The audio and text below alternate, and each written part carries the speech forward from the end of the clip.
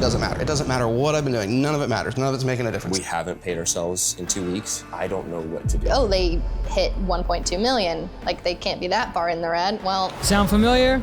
Yeah. For most home service business owners, this is what it feels like every single day. The cash comes in and it disappears. Insurance, fuel, wages, rent. You're working your butt off and you're still broke. I'm gonna show you the 5 fixes for this problem, whether you're just getting started or you're doing 6 figures in revenue. If there's not enough money in the bank, here's how to fix it.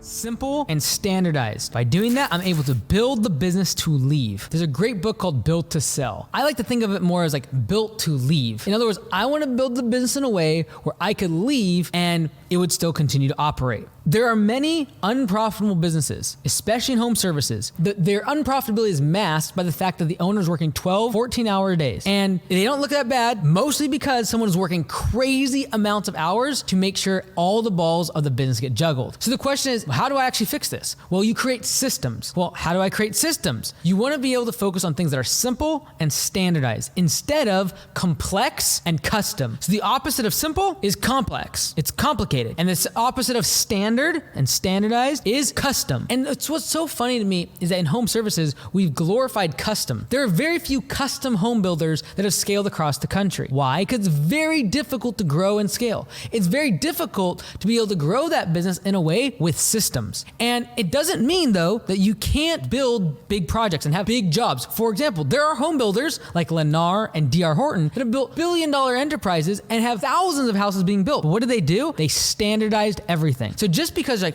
well, if I have to do just simple services, I don't want to create systems in my business. You can create systems for very, very difficult projects, like building an entire house with the plumbing and the heating and the air conditioning and the flooring and the roofing. All of that can be standardized. By doing this, they create systems, and those systems run the business, not an entrepreneur or a manager working 12, 14 hours a day, 7 days a week. And if you're in that position, you might have to simplify your services. You might have to simplify the way you answer the phones, simplify the way you do estimates, simplify the way you do billing. You might have to standardize the materials that you're using, standardize the way that your estimators address the customer, standardize your follow-up process. So by simplifying and standardizing, we create systems in the business, and those systems run the business and allow the business owner to build the company in a way that it runs without them.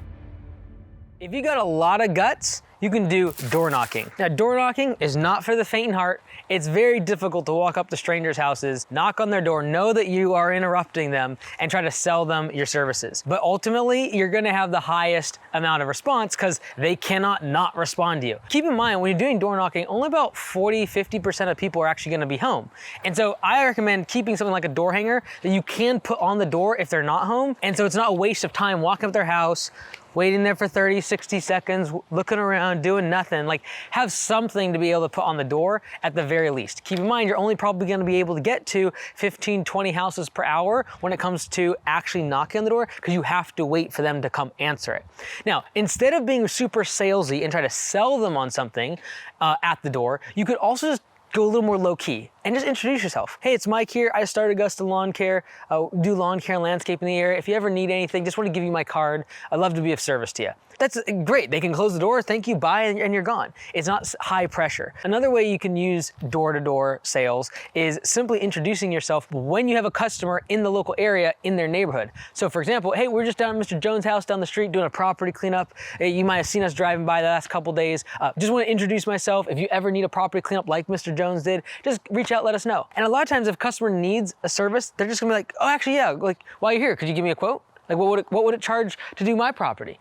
And so that's a nice, easier way to do it. If you want to go high pressure sales, you can have a price and you can ask for the sale right then and there. Most people that I encounter with, it's just too much social anxiety, and I don't blame them. It's very, very difficult, but ultimately it costs you one thing, and it's literally the soles on your shoes. Like when people say boots on the ground, when they say, you know, gotta do pound pavement, it's walking on this pavement right here on this sidewalk and going through the rejection that comes along with door-to-door sales. Now, there's a few hacks that you can use to make sure you get as many door hangers as possible, because ultimately it's all about the math. So being in a more dense area and neighborhood is gonna allow you to hit more like 60, 70, 80, 100 plus different addresses per hour. If you're really spread out where you've got to walk 2 or 3 minutes between every single property, you might only get out 15 or 20 door hangers in an entire hour. So the math on that, once you know how many door hangers you got to put out per hour, you can actually run the math on it is if you actually hired someone to just do these door hangers themselves. So if you paid someone $20 an hour, then you got maybe these cost like 10 or 15 cents a pop. So maybe $10 in printing costs. Now, if you can get like 1 lead per hour, $20 in labor, $10 in printing costs, $30 cost per lead is fantastic. So it's all about the math.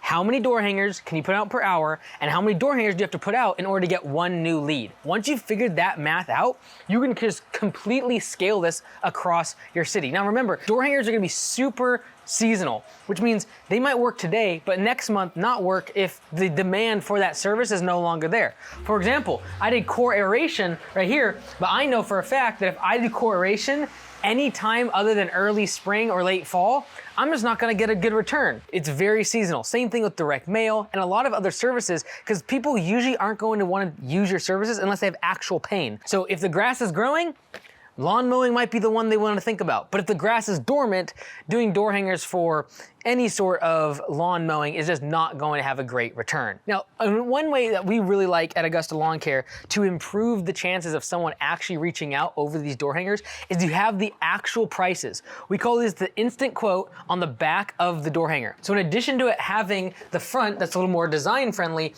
on the back end they can actually get the instant quote for bush trimming, leaf cleanup, weeds in their beds if this is a property cleanup one.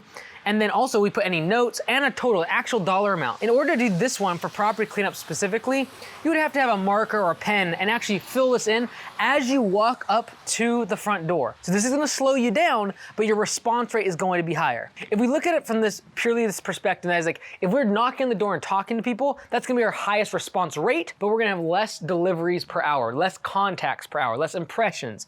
And then if we move down a little further, well, if we do instant pricing, it's gonna take us a little longer to fill this out on every property as we walk up in terms of a property cleanup or a mowing estimate for their weekly and bi-weekly price, any notes, etc. It's gonna take us a little longer. So we're going to have greater impact, a higher response rate, but also less per hour that we're gonna be able to deliver.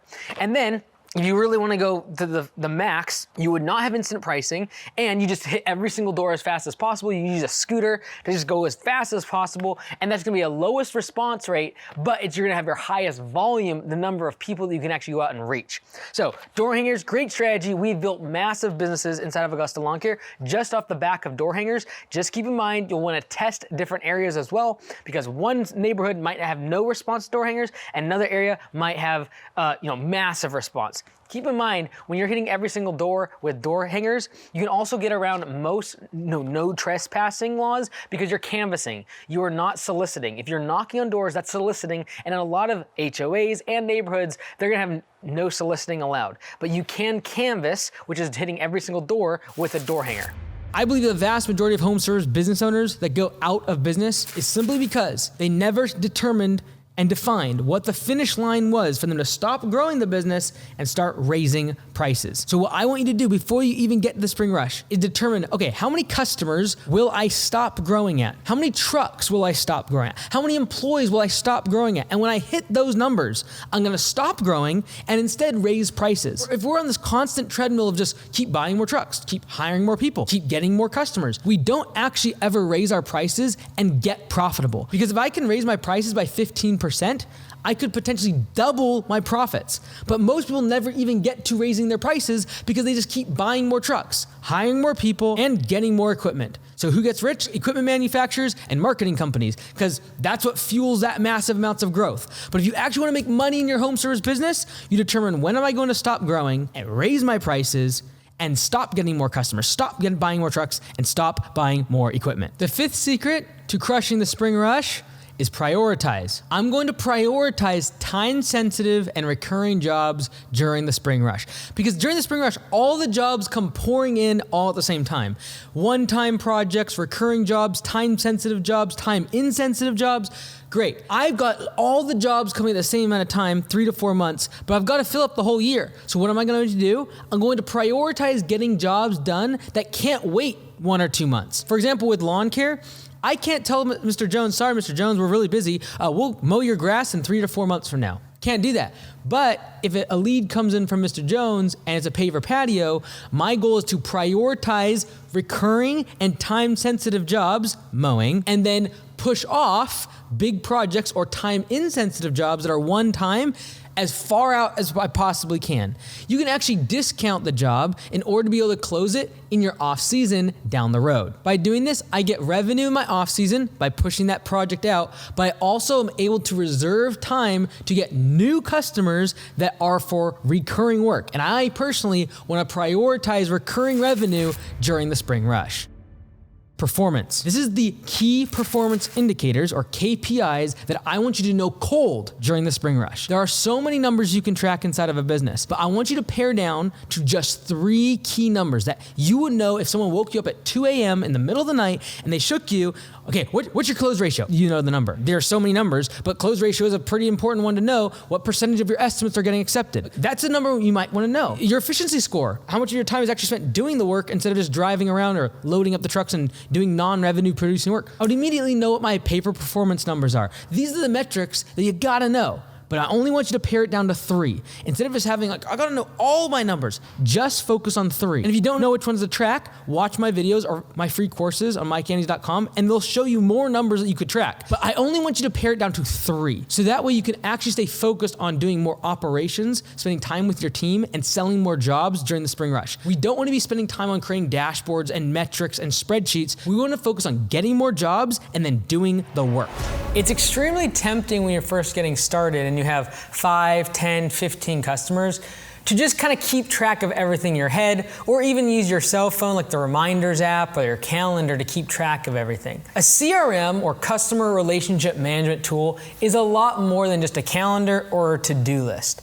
It's going to keep track of everything of your business. It's an extremely important piece of software that's going to differentiate you from all the competition. The number one differentiator between chucking a truck and people that go really, really low on price and really bring down the professionalism in our industry versus the people that charge a premium price, have profit margins, employees, logoed trucks, insured and bonded, etc. The difference, if I could group it up very quickly, is the professionals have a CRM and a software service behind them. The truck and a truck solo operators usually do not. The vast majority of solo operators do not have a CRM. And if you are planning to stay as a solo operator, I know that you can charge $5 or $10 more per hour for your labor simply by having a CRM. Why? Because it makes you look way more professional. You can send reminders to customers, automated follow-ups via text or email. There's so much you can do inside a CRM beyond just the calendar and the to-do. When we say CRM, customer relationship management, it really is trying to manage the relationship with the customer. Every single call, putting the call notes inside of there. Inside of Copilot, you can make it where you put call notes and then have a reminder set in 3 or 4 days you do a follow-up. And it goes back and reminds you to follow up with the customer. Keeping track of all the payments, invoices, the jobs that you've done, and making sure that job notes are on every single visit. When you're a solo operator, it's tempting to do this in your head or in your phone or just think about it and store it somewhere on a sheet of paper or something, like a notebook. I've seen this be the CRM for many home service businesses. The reason that doesn't work is because it only works as long as you are doing the jobs. For example, only you know Miss Sally wants all the flower beds cut down with a weed whacker instead of pulled by hand. Only you know that the Mr. Jones doesn't like his beds weeded or edged. He only likes them to have a trimmer on them. He likes them no stick edger, just the weed whip. These are the type of things that you know, but you've got to put them inside of the database. You've got to put them inside of your CRM. If you don't, you will become the bottleneck to your business because you have all of this knowledge that's only tied to you. And as soon as you get hit by a bus or you get injured or something happens in your family and you can't do the work itself, literally the business will dissolve completely. Most small businesses in home services, including lawn care, dissolve, they go bankrupt, or they sell off for pennies on the dollar due to one thing, and that is an injury, something with their health, family, something puts them off track. And because they had no information inside of a software system and it was all in their head, the business is essentially worth nothing. Even if you're a solo operator, having all of that information inside of a CRM is your best insurance policy against something happening to you and preventing you from being able to work for a week or two, and all of a sudden the business is completely gone. For the sake of your family that you're providing for the sake of the people that you might want to employ down the road, keep a CRM. Keep detailed notes. Make sure that every invoice, every single estimate is documented. You can keep track of your close ratio simply by marking estimates as won or lost. There's so much you can do inside of a CRM. I recommend copilotcrm.com. You can go there and see all the different features, including things like keeping track of your budgeted hours. The ability with one tap from the mobile app to be able to upsell customers via text message or an email is super powerful. Just one of those jobs will pay for the entire month subscription to a software program. I know it's a little bit daunting to spend a couple $100 on a CRM package per month when you're first getting started. One job per month that you do is going to pay for that software program. And I can guarantee you that if you email or text message a estimate to customers and it looks professional and clean and they can go to a client portal and see all their information, you will absolutely close more jobs. You will absolutely make more money. In fact, at copilotcrm.com, we have a guarantee that we'll grow your business by at least 10% in revenue or 10% profit in the next 12 months. If we don't, we'll just give you all your money back, because I'm so confident that this one thing alone differentiates the unprofessional in this industry compared to those that actually scale the business past $100,000 in annual revenue and make it very profitable. What's your turnaround story? Because whether or not you're telling a story on a stage or in front of your family in 10 and 15 years from now, the actions you're taking today, the meal prep that he made, the hours he put in the gym, all the pain and agony he went through that is now affecting, if you don't mind, now his wife. I talked to her, is it okay if I say? She's now lost 55 pounds in this last few months.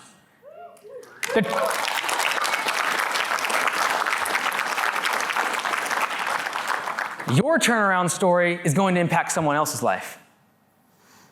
Don't be selfish. You might not just turn around your business or your personal life or your health for yourself.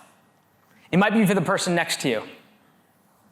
And the pain that I went through this year, if it's anything, is for all of you to see that even when you see someone that you might aspire to be like or you think they're successful, they have a turnaround story of their own. And all the fancy pictures and everything that's going well and all the big highlights and the money and the revenue and the growth that people will see on social media, the untold turnaround story is not being told. And I say all of this this weekend. When you talk to the people, when you're eating with them, I don't care about their age. I don't care about their color. I don't care about their size. I don't care about the revenue that they're doing in their business. Realize that every person that you talk to is going through a turnaround story of their own. And where you'll be at in 5 or 10 years from now is going to be determined by the actions you take after this weekend.